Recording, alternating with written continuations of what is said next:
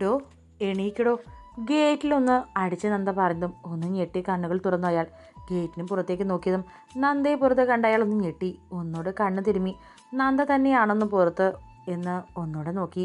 നോക്കി നിൽക്കാതെ വാതിൽ തുറക്കടോ. അമ്മ ഉണർന്ന് കാണുമ്പോൾ എന്നൊരു പേടി ഉള്ളിൽ വല്ലാതെ നിറഞ്ഞു വന്നതും അല്പം ധൃതിയിൽ ദേഷ്യത്തോടെ നന്ദ അയാളുടെ ഗൗരവത്തിൽ പറഞ്ഞു. അല്ല മാഡം, ഇതെപ്പോൾ പുറത്തു പോയി? ഞാൻ കണ്ടില്ലല്ലോ. അയാൾ സ്വയം പറഞ്ഞുകൊണ്ട് ഗേറ്റ് തുറന്നു കൊടുത്തു. മാഡം എങ്ങോട്ട് പോയതാ? നന്ദ ഗേറ്റ് കടന്ന് അയാളെ നോക്കാതെ പോകാൻ നിന്നും അയാൾ മെല്ലെയും ചോദിച്ചു. നന്ദ അയാളും തിരിഞ്ഞു നോക്കി. ഒരു കല്യാണം കൂടാൻ പോയതാ. അയാളെ നോക്കി അവൾ പറഞ്ഞു. ആരുടെ കല്യാണം? അതും പറഞ്ഞു പോകാൻ നിന്നവളോട് വീണ്ടും അയാൾ ചോദിച്ചു. എൻ്റെ കെട്ടിയോൻ്റെ. തനിക്ക് എന്തൊക്കെയാണോ അറിയേണ്ടത്? തന്നെ ഇവിടെ നിർത്തിയിരിക്കുന്നതേ ഗേറ്റ് തുറക്കാനും അടയ്ക്കാനാണ്. അതങ്ങ് ചെയ്താൽ മതി. കൂടുതൽ ചോദ്യമൊന്നും വേണ്ട. മനസ്സിലായോ? പതിയാണെങ്കിൽ അല്പം ദേഷ്യത്തോടെ തന്നെ നന്ദ പറയുമ്പോൾ അയാൾ അവളെ നോക്കി പേടിയുടെ ശരിയും തലയാട്ടി. അയാളെ നോക്കിയൊന്ന് പൂച്ചിച്ച് വീണ്ടും മുന്നോട്ട് നടന്നു അവൾ. അവൾ അടുക്കള ഭാഗത്തേക്ക് പോകുന്നു നോക്കി അങ്ങനെ നിന്നു. എന്താന്ന് വെച്ചാൽ ആയിക്കോട്ടെ എന്നൊരു ചിന്തയിൽ വീണ്ടും അയാൾ ഗേറ്റിനടുത്തായി അയാൾക്ക് ഇരിക്കാനായി വെച്ചിട്ടുള്ള സ്ഥലത്തേക്ക് പോയി ഇരുന്ന് ചുമരിൽ ചാരി കണ്ണുകൾ അടച്ചു. നീലു ചേച്ചി, നീലു ചേച്ചി. അടുക്കള ഭാഗത്തുള്ള കുഞ്ഞുമുറിയുടെ ജനലിൽ തട്ടി കൊണ്ടവൾ വിളിക്കുമ്പോൾ ഉറക്കം പോയ ദേഷ്യത്തിൽ ജനലിൻ്റെ ഭാഗത്തേക്ക് നോക്കിയവർ. ആരാ അത്? ദേഷ്യത്തോടെ നീലു ചേച്ചി ചോദിച്ചു. ഇത് ഞാനാ, വാതിൽ തുറക്ക്. നന്ദ പറഞ്ഞതും അവർ ജനൽപ്പാളി ഒന്ന് തുറന്നു. അന്തം വിട്ട് നിൽക്കാതെ അടുക്കള വാതിൽ തുറക്ക് ചേച്ചി, അവൾ പറഞ്ഞതും അവർ കട്ടിൽ നിന്ന് എഴുന്നേറ്റ് മുടിയൊന്ന് വാരിക്കെട്ടി മുറിക്ക് പുറത്തേക്ക് ഇറങ്ങി. ജനൽമെല്ലെ അടച്ച് അടുക്കള വാതിലിനടുത്തായി ചെന്ന് നിന്നു നന്ദ. എന്തോ തലവേദന വരും പോലെ കണ്ണുകളിൽ ഉറക്കം മാടി മാടി വിളിക്കുന്നു. കട്ടിലൊന്ന് കണ്ടാൽ മതി ചാടി വീണ് പുതച്ചു മൂടി കിടക്കാൻ. അത്രയ്ക്ക് ഭാരം കണ്ണുകളിൽ നിറഞ്ഞു നിൽക്കുന്നു. കണ്ണൊന്ന് അമർത്തി തുടച്ച് നന്ദ പെട്ടെന്നാണ് വാതിൽ തുറന്നതും മുന്നിൽ നിൽക്കുന്നയാളെ കണ്ട് പകച്ചു നിന്നു പോയവൾ. അമ്മ. അവൾ അമ്മയുടെ പിന്നിലായി നിൽക്കുന്ന നീലു ചേച്ചിയെ നോക്കിയതും അവരവളെ നിസ്സഹായ ഭാവത്തിലൊന്ന് നോക്കി. ഞാനൊന്നും ചെയ്തിട്ടില്ല എന്നും കൈമലർത്തി. എങ്ങോട്ട് ഓടുമെന്ന ചിന്തയിൽ അമ്മയെ നോക്കിയൊന്ന് വിളിക്കെ ചിരിച്ചു നന്ദ. എന്നാൽ അവളെ തന്നെ നോക്കി നിൽക്കുകയാണ് അമ്മ. നീ എങ്ങോട്ട് പോയതാ? ദേഷ്യമല്ല, ഗൗരവമാണ് ആ ശബ്ദത്തിലും ഭാവത്തിലും. അത് ഞാൻ ജോഗിങ്ങിന് പോയതാ അമ്മേ.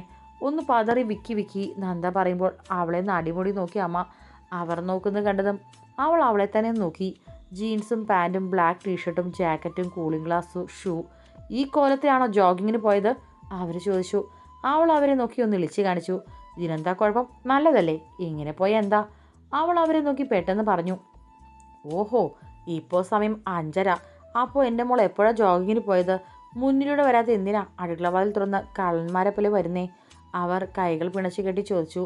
അത് ഞാനൊരു അരമണിക്കൂറായി കാണുമല്ലേ നീലു ചേച്ചി? 5 മണിക്കല്ലേ? പെട്ടെന്ന് നന്ദ ചോദിച്ചു. പേടിയുടെ അമ്മയെയും മകളെയും നോക്കി തലയാട്ടി മീനു. പിന്നെ മുന്നിലൂടെ മാത്രമേ വരാൻ പറ്റൂ എന്നൊന്നും ഇല്ലല്ലോ.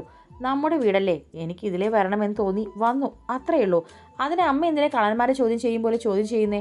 മാറിക്കേ, എനിക്കൊന്ന് കിടക്കണം, നല്ല തലവേദന. പിന്നെ എന്നെ വിളിക്കരുത്, ഞാൻ താഴേക്ക് വരുമ്പോൾ വരും, രണ്ടാളോടും കൂടിയാണ്. പെട്ടെന്ന് നന്ദ പറഞ്ഞ് അകത്തേക്ക് നടക്കുമ്പോൾ ചുണ്ടിൽ ഒളിപ്പിച്ച ചിരിയുമായി അവളെ നോക്കി നിന്നു അമ്മ. റൂമിലെത്തിയ ഒരു ആശ്വാസത്തോടെ ശ്വാസം വിട്ട് നെഞ്ചിൽ കൈവച്ചു അവൾ. പെട്ടെന്ന് അമ്മയെ കണ്ടപ്പോൾ ഉണ്ടായ വിറയൽ ഇപ്പോഴും അവളിൽ ഉള്ളതുപോലെ തോന്നി അവൾക്ക്. അവൾ വേഗം ഒന്ന് കുളിച്ച് ഫ്രഷായി ഒരു ഷോർട്ട്സും ലൂസ് ടീഷർട്ടും എടുത്തിട്ട് കാട്ടിലേക്ക് മലർന്നു വീണു. അവളുടെ മനസ്സിലേക്ക് ഇന്നലെ ഈ റൂമിൽ നിന്നും താൻ ഇറങ്ങിയത് മുതൽ ഇന്ന് ഈ മുറിയിലേക്ക് കയറിയത് വരെയുള്ള ഓരോ കാര്യങ്ങളും ഒരു ചിത്രം പോലെ വന്നതും കുഞ്ഞൊരു പുഞ്ചിരിയുടെ കമഴ്ന്ന് കിടന്നു അവൾ. തിരിച്ചു വരുമ്പോൾ അവനൊരു തട്ടുകടയിൽ നിർത്തിയതും പരസ്പരം നോക്കാൻ പോലും മടിച്ച് അടുത്തടുത്തായി ഇരുന്ന് ചായ കുടിച്ചതും അവൻ്റെ തോളിലേക്ക് അറിയാതെ ചാഞ്ഞു കിടന്നും അങ്ങനെയെല്ലാം കുഞ്ഞു കുഞ്ഞു ഓർമ്മകളും അവളുടെ മനസ്സിൽ നിറച്ചു. ഭദ്രൻ, താൻ ആരാണ്? ബെസ്റ്റ് ഫ്രണ്ടായ ആദിയോട് പോലും ഇല്ലാത്തൊരടുപ്പം എനിക്ക് എന്താണ് തന്നോട് മാത്രം ഇങ്ങനെ അട്രാക്ഷൻ? അതോ ഇൻഫാക്ഷൻ ആണോ? അതാണ് എനിക്ക് തന്നോട്. തൻ്റെ കണ്ണുകൾ, തൻ്റെ ചിരി, തൻ്റെ കയ്യിൽ ഇന്ന് കണ്ട ആ വെള്ളിവള, ഇതൊക്കെ എപ്പോഴും എൻ്റെ മനസ്സിലുണ്ടായിരുന്ന പോലെ എൻ്റെ തോന്നലാണോ? ഓരോന്ന് ചിന്തിച്ചുകൊണ്ട് മെല്ലെ കണ്ണുകൾ അടയ്ക്കുമ്പോൾ അവളുടെ മനസ്സിലുണ്ടായിരുന്നത് ആ ഇരുട്ടിൽ തന്നെ ചേർത്ത് നിർത്തിയവൻ്റെ കണ്ണിലെ തിളക്കം മാത്രമായിരുന്നു. ചെറുപുഞ്ചിരിയുടെ അവളുടെ അടുത്തുള്ള തലയിണയെ ചേർത്ത് പിടിച്ച് മെല്ലെ കണ്ണുകൾ അടച്ചു അവൾ. ഭദ്രൻ വീട്ടിലേക്ക് എത്തുമ്പോൾ സമയം 6:30 കഴിഞ്ഞിരുന്നു. മുറ്റത്തേക്ക് സ്പീഡിൽ വന്ന് സഡൻ ബ്രേക്ക് ഇട്ട് നിർത്തി തലയിലെ ഹെൽമറ്റ് ഊരി ഒന്ന് തല കുടഞ്ഞു അവൻ. മുറ്റം അടിച്ചു വാരി കൊണ്ടിരുന്ന അമ്മ അവനെ കണ്ടതൊന്ന് നിവർന്നു നിന്നു. ഓ വന്നോ, ഞാൻ വിചാരിച്ചു ഇന്നിനെ നോക്കണ്ടെന്ന്. ബൈക്കിൽ നിന്നും ഇറങ്ങി വരുന്നവനെ കണ്ട് അവർ പറഞ്ഞതും അവരുടെ അടുത്തേക്ക് വന്ന് കവളിൽ അമർത്തി മുത്തി ഒരു ചിരിയോടെ അകത്തേക്ക് ഓടി കയറിയവൻ. കുറേ കാലങ്ങൾക്ക് ശേഷം അവൻ്റെ മുഖത്തെ നിറഞ്ഞ പുഞ്ചിരിയും ഉത്സാഹവും കാണെ കവളിൽ കൈവച്ചൊരു ചിരിയോടെ അവൻ പോയ വഴി നോക്കി നിന്നു അവർ. അവരുടെ മനസ്സിലുണ്ടായിരുന്ന ഒരു ഭാരം ഇറങ്ങിപ്പോവും പോലെ തോന്നി അവർക്ക്. മനസ്സ് അത്രയും സന്തോഷത്തിലാണ്. താൻ അവളോട് അത്രയും അടുത്തിരിക്കുന്നു ഇനി ഒന്നാവുന്ന നിമിഷങ്ങളാണ്. ഇനി താൻ അവളുടെ ആരാണെന്ന് അറിഞ്ഞാലും ഒരുപക്ഷെ അവൾ പൊട്ടിത്തെറിക്കില്ല. ഇനി ഓഫീസിലെത്തിയാൽ അവളോട് സംസാരിക്കുന്നതിനിടയിൽ മെല്ലെ കാര്യങ്ങളെല്ലാം അവതരിപ്പിക്കണം. ഇനി വൈകിപ്പിച്ചുകൂടാ. അവൻ മനസ്സിലുറപ്പിച്ചു. മനസ്സിൽ തന്നോട് ചേർന്ന് നിന്നവളുടെ മുഖം മാത്രം. താൻ അവളെ ചേർത്ത് പിടിച്ചപ്പോൾ തടയാതെ തന്നോട് ചേർന്ന് നിന്നവൾ മാത്രം. തൻ്റെ നന്ദ, തൻ്റെ പെണ്ണ്. അവൻ ചുണ്ടിലൊരു കുഞ്ഞു പുഞ്ചിരി തെളിഞ്ഞു വന്നു. ദിവസങ്ങൾ കടന്നുപോയി. ഇന്നാണ് ഓഫീസിൽ ഭദ്രന് ജോയിൻ ചെയ്യേണ്ട ദിവസം. അന്നത്തെ നൈറ്റ് ഡ്രൈവിന് ശേഷം ഇന്ന് വരെ അവർ തമ്മിൽ വിളിച്ചിട്ടോ സംസാരിച്ചിട്ടോ ഇല്ല. നന്ദയെ ഒന്ന് കാണാനും അവളോടൊന്ന് മിണ്ടാനും അത്രയും കൊതിക്കുന്ന മനസ്സോടെയാണ് ഭദ്രൻ ട്രെയിൻ കയറിയത്. ഓഫീസിലെത്തുമ്പോഴാണ് അറിയുന്നത് നന്ദ നാളെയാണ് ഓഫീസിൽ ജോയിൻ ചെയ്യൂ എന്നത്. കേട്ടപ്പോൾ കുഞ്ഞൊരു വിഷമം വന്നുവെങ്കിലും എല്ലാവരോടും പുഞ്ചിരിച്ച് തന്നെ അവൻ സംസാരിച്ചു. ഇനിയൊരു കാത്തിരിപ്പാണ്. അവളോടെല്ലാം തുറന്നു പറയാനും എല്ലാം അറിഞ്ഞ് അവളോട് ചേരാനുമുള്ള കാത്തിരിപ്പ്. നെറ്റിയിലൊരു കുഞ്ഞു കറുത്ത പൊട്ടും കൂടി കുത്തി ഒന്ന് കണ്ണാടിക്ക് മുന്നിൽ നിന്ന് പുഞ്ചിരിച്ചു നന്ദ. വൈറ്റ് ചുരിദാർ സെറ്റാണ് നന്ദ ഇട്ടിരിക്കുന്നത്. ഷോൾ ഒരു ഭാഗത്തേക്ക് മാത്രമായി വിടർത്തിയിട്ടിരിക്കുന്നു. മുടി കുറച്ച് ലൂസായി മെടഞ്ഞിട്ടിട്ടുണ്ട്. ഇപ്പോൾ ഒരു നാടൻമണിൻ്റെ ലുക്കൊക്കെ ഉണ്ട്. അവളെ തന്നെ ഒന്ന് അടിമുടി നോക്കിക്കൊണ്ട് നന്ദ ഒരു പുഞ്ചിരിയോടെ പറയുമ്പോൾ അവളുടെ മനസ്സിൽ അത്രയും സന്തോഷമുണ്ടായിരുന്നു. എന്തിനാണെന്ന് പോലും അറിയാത്തൊരു സന്തോഷം. ഓഫീസിലേക്കൊന്ന് എത്താൻ അത്രയും കൊതിച്ചു പോകുന്ന നിമിഷങ്ങൾ. ആദ്യമായാണ് ഇങ്ങനെ ഒരു വേഷത്തിൽ ഓഫീസിലേക്ക് പോകുന്നത്. അമ്മയോടൊപ്പം ഏതെങ്കിലും അമ്പലത്തിൽ പോവുകയാണെങ്കിൽ അമ്മ നിർബന്ധിച്ചാൽ മാത്രമാണ് ഇങ്ങനൊരു കോലം നന്ദ ഇടാറുള്ളൂ. ഇന്ന് രാവിലെയാണ് താൻ ഇവിടെ വന്നതും വേഗം ഒന്ന് കുളിച്ച് ഫ്രഷായി ഓഫീസിലേക്ക് വരാനുള്ള സമയമേ നന്ദയ്ക്ക് കിട്ടിയുള്ളൂ. ഇപ്പോൾ തന്നെ സമയം 11 ആയിട്ടുണ്ട്. ഓഫീസിൽ എല്ലാവരും ഇപ്പോൾ വർക്കിലായിരിക്കും. തന്നെ കാണുമ്പോൾ ഞെട്ടിവിടുന്ന ആ കണ്ണുകളെ അവളൊന്ന് മനസ്സിലോർത്തു.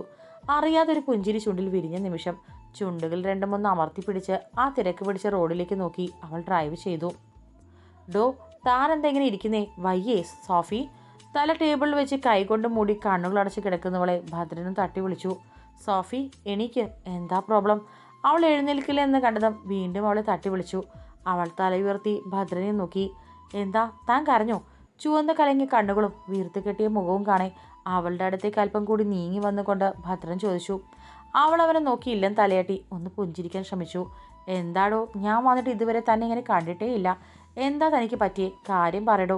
അവളുടെ കയ്യിൽ മുറുകെ പിടിച്ച് ഭദ്രൻ ചോദിക്കുമ്പോൾ അവളൊന്ന് ചുറ്റും നോക്കി. അവളുടെ നോട്ടം മനസ്സിലായിരുന്നു. വാ. അവളുടെ കയ്യിൽ പിടിച്ച് മുന്നോട്ട് നടന്നു ഭദ്രൻ. ആളൊഴിഞ്ഞ ഓഫീസിൻ്റെ ഒരു ഭാഗത്ത് നിന്ന് അവളുടെ കയ്യിൽ നിന്ന് പിടിവിട്ടു. ഇനി പറ, എന്താ തൻ്റെ പ്രോബ്ലം? കൈകൾ പിണച്ചു കെട്ടി അവളുടെ മുന്നിൽ നിന്ന് ഭദ്രൻ ചോദിച്ചു. ഭദ്ര, സനൂപ് അവൻ... കുഞ്ഞൊരു തേങ്ങലോടെ സോഫി പറഞ്ഞു തുടങ്ങിയതും ഭദ്രൻ അവളെ തന്നെ നോക്കി നിന്ന് പോയി. സനൂപിനെന്താ? ഭദ്രൻ പെട്ടെന്ന് ചോദിച്ചു. അവനെ മാരേജ് ഫിക്സ് ചെയ്തു, സോഫി പറഞ്ഞു. അതിനെന്താ, സന്തോഷമുള്ള കാര്യമല്ലേ അത്? കുഞ്ഞൊരു പുഞ്ചിരിയുടെ ഭദ്രൻ ചോദിച്ചു. അതെ, എല്ലാവർക്കും അത് സന്തോഷമുള്ള കാര്യമാണ്. പക്ഷേ എനിക്കെന്തോ എനിക്കറിയില്ല ഭദ്ര. എനിക്കിപ്പോൾ തോന്നുക എനിക്ക് അവന് ഇഷ്ടമായിരുന്നെന്ന്. എനിക്കവനില്ലാതെ പറ്റില്ലെന്ന്. അവൻ മറ്റൊരാളുടെ ആവുന്നത് എനിക്ക് ഓർക്കാൻ പോലും കഴിയുന്നില്ല. പൊട്ടിക്കരഞ്ഞുകൊണ്ട് സോഫി പറഞ്ഞു. അവളോട് എന്ത് പറഞ്ഞ് സമാധാനിപ്പിക്കുമെന്നറിയാതെ നിന്നുപോയി ഭദ്രൻ. സോഫി, ഞാൻ സനൂപിനോട് സംസാരിക്കാം, അവന് മനസ്സിലാവും, ഭദ്രൻ പറഞ്ഞു. വേണ്ട, അവനൊന്നും അറിയണ്ട. പെട്ടെന്ന് കേട്ടപ്പോൾ എന്തോ താങ്ങാൻ കഴിഞ്ഞില്ല, അതാ ഞാൻ. സോഫി പറയുമ്പോൾ അവളുടെ കരഞ്ഞു കലങ്ങി കണ്ണിലേക്ക് നോക്കിയവൻ. ആ കണ്ണിൽ അവനോടുള്ള മുഴുവൻ സ്നേഹവും കാണുന്നുണ്ട്. കാരണം ഇതിലും ഉറക്കെ തൻ്റെ പെണ്ണ് പോയപ്പോൾ താൻ പൊട്ടിക്കരഞ്ഞിട്ടുണ്ട്. ആ സ്നേഹം അവൻ അറിയാതെ പോകരുത്. പ്രണയം പറയാത്തതിൻ്റെ പേരിൽ ഒരിക്കലും അവർ പിരിയാൻ പാടില്ല, ഭദ്രൻ മനസ്സിൽ ഉറപ്പിച്ചു. കാറിൽ നിന്നും ഇറങ്ങി ചുരിദാർ ഒന്ന് നേരെയാക്കിക്കൊണ്ട് മുന്നോട്ട് നടന്നു നന്ദ. Good morning madam. സ്റ്റാഫുകൾ ഇരിക്കുന്നതിൻ്റെ മുന്നിലൂടെ നടക്കുമ്പോൾ ഒരു പുഞ്ചിരിയോടെ എല്ലാവരും അവളെ നോക്കി പറയുമ്പോൾ അവരെ നോക്കി പുഞ്ചിരിച്ച് മുന്നോട്ട് നടന്നു നന്ദ. ഈ വേഷത്തിൽ മാഡത്തിനെ കാണാൻ എന്തു ഭംഗിയാലേ? അടുത്തിരിക്കുന്ന രണ്ടുപേര് പറയുമ്പോൾ ഒന്നുകൂടെ അവളെ നോക്കി ബാക്കിയുള്ളവർ. നന്ദയുടെ കണ്ണുകൾ ഭദ്രനിരിക്കുന്ന സീറ്റിലേക്ക് പോയതും അവിടെ അവനെ കാണാതെയായതും പുഞ്ചിരിച്ചിരുന്ന മുഖമൊന്ന് വാടി. മിസ്റ്റർ ഭദ്രൻ എവിടെ? എത്തിയിട്ടില്ലേ? മുഖത്തല്പം ഗൗരവം വരുത്തിക്കൊണ്ട് നന്ദ ചോദിച്ചു. ഭദ്രൻ ഇവിടെയുണ്ട് മാഡം.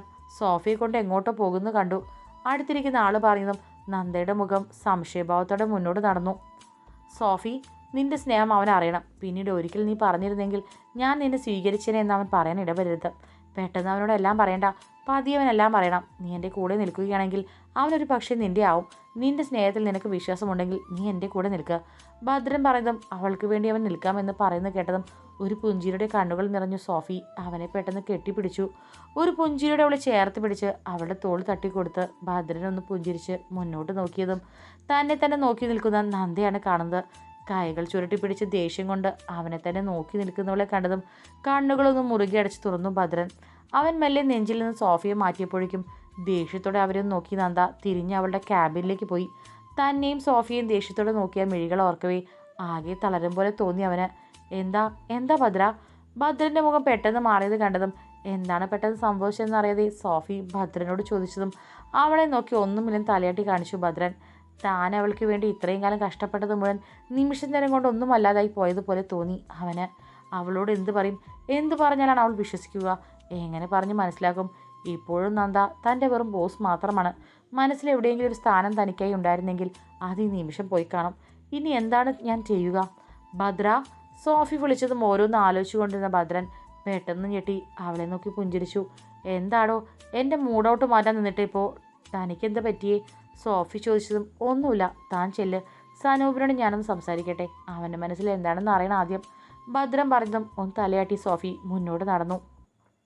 ഈ പരീക്ഷണത്തിൽ നിന്നും താൻ എങ്ങനെ കരകയറുമെന്ന ചിന്തയിലായിരുന്നു ഭദ്രനും അവളുടെ കൂടെ നടന്നു. എല്ലാം നഷ്ടപ്പെട്ടവനെ പോലെ തകർന്നു വരുന്നവനെ ആർക്കും മനസ്സിലായതേയില്ല. മാഡം ഇന്ന് ഭയങ്കര ദേഷ്യത്തിലാണ്. രാവിലെ ചിരിച്ചു വന്ന ആളെയല്ല ഇപ്പോൾ.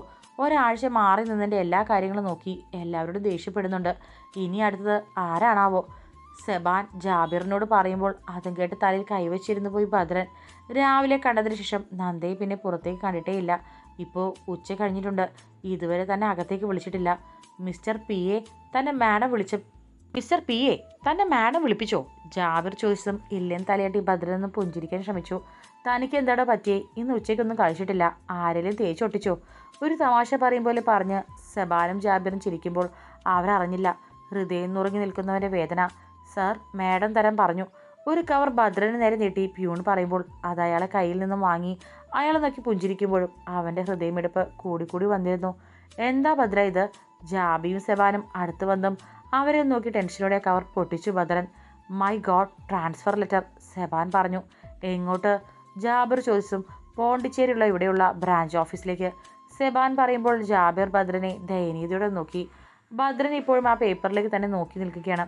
അവൻ്റെ മനസ്സിൽ എന്താണെന്ന് ആ മുഖത്ത് നോക്കി വായിച്ചെടുക്കാൻ കഴിയാത്തതുപോലെ ഗൗരവവും ഒരു നിർവികാരതയും ദേഷ്യവും എല്ലാം നിറഞ്ഞു നിൽക്കുന്നു ആ മുഖത്ത്. നാളെ തന്നെ ജോയിൻ ചെയ്യണമെന്നാണ് കൊടുത്തിരിക്കുന്നത്. ജാബിർ ആ പേപ്പർ ഭദ്രൻ്റെ കയ്യിൽ നിന്ന് വാങ്ങി അതിലേക്ക് നോക്കിക്കൊണ്ട് പറഞ്ഞതും എഴുന്നേറ്റ് ആ പേപ്പർ വാങ്ങി മുന്നോട്ട് നടന്നു ഭദ്രൻ. അവൻ പോകുന്ന നോക്കി ജാബിയും സെബാനും മുഖത്തോട് മുഖം നോക്കി നിന്നു. ഡോർ തള്ളി തുറന്ന് അകത്തേക്ക് വരുന്ന ഭദ്രനെ കണ്ടതും അവനെ തന്നെ നോക്കി ചാരിയിരുന്നു നന്ദ. രണ്ടുപേരുടെ മുഖത്ത് ദേഷ്യവും ഗൗരവവും നിറഞ്ഞു നിൽക്കുന്നുണ്ട്. ഭദ്രൻ അനുവാദം ചോദിക്കാതെ കയറി ഇങ്ങോട്ട് തള്ളിക്കയറി വരാൻ ഇത് തൻ്റെ വീടോ തൻ്റെ ബെഡ്റൂമോ അല്ല. നന്ദ പറഞ്ഞതും കയ്യിൽ പിടിച്ചിരുന്ന പേപ്പർ അവളുടെ മുന്നിലേക്ക് എറിഞ്ഞു ഭദ്രൻ. എന്താ ഇത്? ഭദ്രൻ അവളുടെ മുഖത്തേക്ക് നോക്കി ചോദിച്ചു. തനിക്ക് വായിക്കാൻ അറിയില്ലേ? ട്രാൻസ്ഫർ ഓർഡർ, നന്ദ ഒരു പരിഹാസത്തോടെ പറഞ്ഞു. അതെനിക്കറിയാം. ഇപ്പോൾ എന്നെ ഇവിടെ ട്രാൻസ്ഫർ ചെയ്യാനുള്ള കാരണം അതാണ് എനിക്കറിയേണ്ടത്. ഭദ്രൻ ദേഷ്യം കടിച്ചമർത്തിക്കൊണ്ട് ചോദിച്ചു. ഇതെൻ്റെ ഓഫീസാണ്. ഇവിടെ ആരെവിടെ ജോലി ചെയ്യണമെന്ന് ഞാൻ തീരുമാനിക്കും. അത് ചോദ്യം ചെയ്യാൻ താൻ ആരാ? തനിക്ക് പറ്റിയിട്ടില്ലെങ്കിൽ കളഞ്ഞിട്ട് പോടോ. ദേഷ്യത്തോടെ നന്ദ പറയുമ്പോൾ മനസ്സിൽ മുഴുവൻ സോഫയെ കെട്ടിപ്പിടിച്ച് നിൽക്കുന്ന ഭദ്രൻ്റെ മുഖമായിരുന്നു. ഓർക്കും തോറും പേരറിയാത്തൊരു നൊമ്പരം ഉള്ളിൽ കിടന്ന് പുകയുന്ന പോലെ. ഇല്ല, എനിക്കറിയണം. എന്നെ ഇവിടെ സ്ഥലം മാറ്റാൻ എന്താണ് കാരണമെന്ന് എനിക്ക് അറിഞ്ഞേ പറ്റൂ. മാഡം പറയുമ്പോൾ പോവാനും വരാനും മാഡത്തിൻ്റെ അടിമകളൊന്നുമല്ല ഞാൻ. ഭദ്രൻ പറയുമ്പോൾ അവൻ്റെ മുഖത്തേക്ക് ദേഷ്യത്തോടെ നോക്കി നന്ദ. 6 മാസം തനിക്കിവിടെ ജോലി ചെയ്യാം. അതിനുള്ളിൽ തന്നെ പിരിച്ചുവിടില്ല എന്ന് ഞാൻ പറഞ്ഞിട്ടുള്ളൂ. അതെവിടെ ജോലി ചെയ്യണമെന്ന് എനിക്ക് തീരുമാനിക്കാം. തനിക്ക് പറ്റുമെങ്കിൽ നാളെ പോണ്ടിച്ചേരി ഓഫീസിൽ പോയി ജോയിൻ ചെയ്യേ, അല്ലെങ്കിൽ പോയി കേസ് കൊടുക്കുക. ഈ ഓഫീസിൽ കെട്ടിപ്പിടുത്തവും ഉമ്മവെക്കലും ഒന്നും നടക്കില്ല. ദേഷ്യത്തിൽ ടേബിളിൽ അടിച്ചുകൊണ്ട് നന്ദ എഴുന്നേറ്റ് കൊണ്ട് പറഞ്ഞു. അത് പറ, സോഫിയെയും എന്നെയും അങ്ങനെ കണ്ടതുകൊണ്ടല്ലേ മാഡത്തിന് ഇന്ന് ഇത്രയ്ക്ക് ദേഷ്യം? ഭദ്രൻ ദേഷ്യത്തോട് ചോദിച്ചു. നിങ്ങൾ രണ്ടും കെട്ടിപ്പിടിക്കേ കല്യാണം കഴിക്കേ എന്താണെന്ന് വെച്ച് ചെയ്തു. അതിന് എനിക്കെന്താ? പൊസസീവ് അടിക്കാൻ മാത്രം താൻ എൻ്റെ ആരാ? നന്ദ ചോദിച്ചു. ഞാൻ നിൻ്റെ കെട്ടിയോൻ എന്ന് പറയാൻ ഉള്ളു തൊടിച്ചുവെങ്കിലും കണ്ണുകളൊന്നും മുറുക്കിയടച്ച് കൈ ചുറ്റി പിടിച്ച് ദേഷ്യം കടിച്ചമർത്തി നിന്നു ഭദ്രൻ. മാഡത്തിന് എന്നെ ഇഷ്ടമാണോ? Do you love me? Bhadran ചോദിച്ചു. അവനെ തന്നെ നോക്കി നിന്നവളുടെ മുഖത്ത് പരിഭവം വന്ന് നിറഞ്ഞു. വാട്ട്? ഞാൻ തൻ്റെ ബോസാണ്, അത് മറക്കരുത് താൻ. അവന് നേർക്ക് വിരൽ ചൂണ്ടി പതർച്ച മറിച്ചുകൊണ്ട് നന്ദ പറഞ്ഞു. അതിനെനിക്ക് മാഡത്തിന് ഇഷ്ടമാണെന്നല്ലല്ലോ ഞാൻ പറഞ്ഞത്. മാഡത്തിന് എന്നെ ഇഷ്ടമാണെന്നല്ലേ? ഭദ്രൻ അവളുടെ കണ്ണിലേക്ക് തന്നെ നോക്കി ചോദിച്ചതും അവനിൽ നിന്ന് മുഖം തിരിച്ചു നന്ദ. Bhadran, get lost. അവനെ നോക്കാതെ നന്ദ പറഞ്ഞു. ഞാൻ ചോദിച്ചതിനുള്ള ഉത്തരം പറ മാഡം, എന്നിട്ട് ഞാൻ പൊക്കോളാം. പോണ്ടിച്ചേരിക്കോ പാണ്ടിക്കാട്ടേക്കോ എങ്ങോട്ടാണെന്ന് വെച്ച് ഞാൻ പൊക്കോളാം. ഭദ്രൻ അവളെ തന്നെ നോക്കിക്കൊണ്ട് പറയുമ്പോൾ കയ്യിലുള്ള പാനിൽ മുറുകെ പിടിച്ച് അവനെ ദേഷ്യത്തിൽ നോക്കി നന്ദ. താൻ ആരാ? കോടിക്കണക്കിന് ആസ്തിയുള്ള നന്ദന മഹാദേവൻ എന്ന ഞാൻ പ്രേമിക്കാൻ മാത്രം തനിക്ക് എന്ത് യോഗ്യതയാണുള്ളത്? ഒന്ന് അടുത്തിടപഴകിയെന്ന് കരുതി അതൊക്കെ ലവാണെന്ന് കരുതിയോ താൻ ആൾ കൊള്ളാലോ. അവനെ തന്നെ നോക്കി കൈകൾ പിണച്ചു കെട്ടി നന്ദ ചോദിക്കുമ്പോൾ അവളുടെ മുഖത്തൊരു വിജയഭാവമായിരുന്നു. ശരിയാ, മാഡത്തിനെ പോലെ കോടികളോ വലിയ കാറോ വീടോ ഒന്നും എനിക്കില്ല. എൻ്റെ ബോസായ നന്ദ മഹാദേവനെ അവരുടെ വെറും ആയ ഭദ്രനെ ഇഷ്ടമാണോ എന്ന് എനിക്കറിയില്ല. പക്ഷേ നന്ദന മഹാദേവൻ എന്ന ഈ പെണ്ണിനെ, ഭദ്രൻ എന്ന ഈ ആണിനെ ഇഷ്ടമാണ്. ഈ മനസ്സ് നിറയെ ഞാനാ, തെളിയിക്കണോ ഞാൻ? അത്ര ആത്മവിശ്വാസത്തോടെ ഭദ്രൻ നന്ദയുടെ മുഖത്തേക്ക് നോക്കി ചോദിച്ചു. തന്നെ കൊണ്ട് പറ്റുമെങ്കിൽ തെളിക്ക്, ഡു ഇറ്റ് മാൻ. നന്ദ ഭദ്രനോടായി പറഞ്ഞതും അവളെ നോക്കിയൊന്ന് പുഞ്ചിരിച്ചു ഭദ്രൻ. വെറും ഒരു സ്റ്റാഫായ 1000-ലൊരുവനായ എൻ്റെ ബർത്ത്ഡേ ഇത്രയും ആഘോഷിച്ചത് എന്തിനായിരുന്നു മാഡം? ഭദ്രൻ ആദ്യത്തെ ചോദ്യം എറിഞ്ഞു. ഓഹോ, ഞാനത് തന്നോടുള്ള പ്രേമം കൊണ്ട് ചെയ്തതാണോ? കൊള്ളാം. നന്ദയുടെ മുഖത്ത് പുച്ഛം വിരിഞ്ഞു. ലക്ഷങ്ങളുടെ വാച്ച് എനിക്ക് ഗിഫ്റ്റ് തന്നതും എന്നോടൊരു അട്രാക്ഷൻ തോന്നിയിട്ടില്ല അല്ലേ? ഭദ്രൻ വീണ്ടും ചോദിച്ചു. നോ. അവനെ നോക്കിയവൾ പറയുമ്പോൾ താനതൊക്കെ എന്തിനു ചെയ്തെന്ന് 100 തവണ താൻ തന്നോട് ചോദിച്ച ചോദ്യമാണെന്ന് അവൾ ചിന്തിച്ചു. പാർട്ടി ഉണ്ടാക്കിയതും ഗിഫ്റ്റ് തന്നും മാഡം ഒരു ബോസ് ആയതുകൊണ്ട് സ്റ്റാഫിനെ സന്തോഷിപ്പിക്കാൻ വെറുതെ ചെയ്താണെന്ന് കരുതാം. പക്ഷേ അന്ന് സോഫി എൻ്റെ വായിൽ കേക്ക് വെച്ച് തരുമ്പോൾ എന്തിനാ ഈ മുഖം വാടിപ്പോയത്? ഫ്രണ്ടിൻ്റെ കൂടെ പോകുമ്പോഴും ഞങ്ങളെ തിരിഞ്ഞു നോക്കി നടന്നത് എന്തിനായിരുന്നു? ഭദ്രൻ നന്ദനയോട് ചോദിക്കുമ്പോൾ അവൾ അവനെ നോക്കാതെ തിരിഞ്ഞു നിന്നു. കഴിഞ്ഞിട്ടില്ല, ഇനിയും പറയാം. എത്ര തവണ ഞാൻ അറിയാതെ എൻ്റെ മുഖത്ത് നോക്കിയിട്ടുണ്ട്. ഒരാവശ്യമില്ലെങ്കിലും എന്തിനാണ് ഇടയ്ക്കിടയ്ക്ക് ക്യാബിനിലേക്ക് വിളിപ്പിച്ചിരുന്നത്? ഒരുമിച്ച് ജോഗിങ്, തട്ടുകടയിലുള്ള ചായ കുടി, ലീവ് വേണം ഒരു പെണ്ണ് കാണാൻ പോകാനാണെന്ന് ഞാൻ പറഞ്ഞപ്പോൾ ഈ മുഖം മാറിയതും കയ്യിലുണ്ടായിരുന്ന ഗ്ലാസ് അറിയാതെ നിലത്തേക്ക് വീണതും ഞാൻ മറന്നിട്ടില്ല. നാട്ടിലേക്ക് പോകുമ്പോൾ വെറും ഒരു സ്റ്റാഫായി എനിക്ക് മാഡത്തിൻ്റെ കൂടെ ക്ലാസ് യാത്ര, എൻ്റെ വീട്ടിലേക്ക് എന്നെ ഡ്രോപ്പ് ചെയ്തത് പോലും അത്രയും നേരം എന്നെ കാണാൻ വേണ്ടിയല്ലേ? ഭദ്രൻ പറയുമ്പോൾ അവനെ എതിർത്തൊന്നും പറയാൻ കഴിയാതെ അവനെ തന്നെ നോക്കി നിന്നു നന്ദ.